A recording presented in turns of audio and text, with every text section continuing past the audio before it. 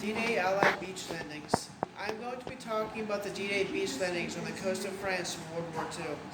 The reason I believe it is important for you to know about this topic is the immense bravery shown and sacrifice made by the men who stormed the five beaches to free a country under siege.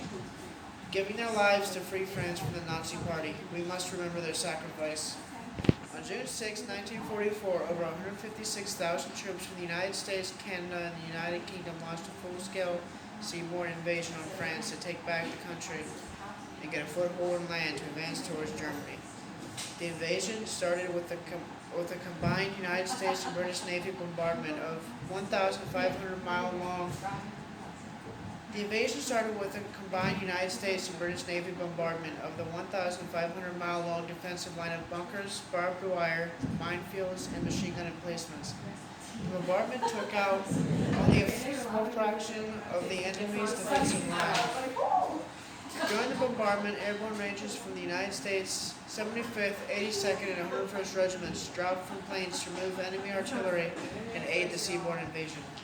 The Rangers would ultimately succeed and destroy the few artillery cannons on site, and with the German tank battalion stationed there having left to reinforce the suspected landing zone hundreds of miles in the opposite direction, the Rangers leave the Germans cut off from support, giving infantry in the invasion a chance to take the beaches. An hour and approximately 20 minutes after the Rangers had landed, the main air invasion had begun, sending hundreds of landing craft from Navy ships toward the beaches. The first wave consists of 24,000 soldiers which landed on 5 separate beaches, codenamed Utah, Omaha, Gold, Juno, and Sword. Less than a quarter of these soldiers were survived from the initial engagement. On Omaha and the 4 beaches, the soldiers immediately in the first wave ran into underwater mines, coral, steel spikes, and mortar bombardment. Upon reaching the shore, the soldiers had to sprint 750 yards while being fired on by dozens of machine guns and avoiding mines and barbed wire, with the only cover being the holes made from the bombardment and the corpses of their fellow servicemen. After the final wave had arrived and pushed through the Nazi defensive lines, 10,000 soldiers lay dead and many more wounded, with many more to come in the following months of the fight towards advancing into Germany to stop Hitler and the Nazi Party, and with them their war crimes.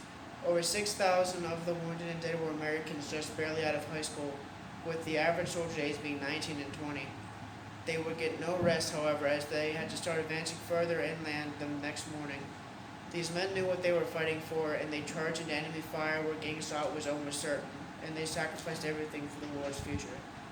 If the D-Day invasion had failed, we would never have gotten a foothold into the continent to advance on to Germany and, through staggering loss of life, end the war. The operation was dubbed Operation Overlord after the beaches were taken into Allied hands. In the months to follow, the Allies would lose a couple million more soldiers.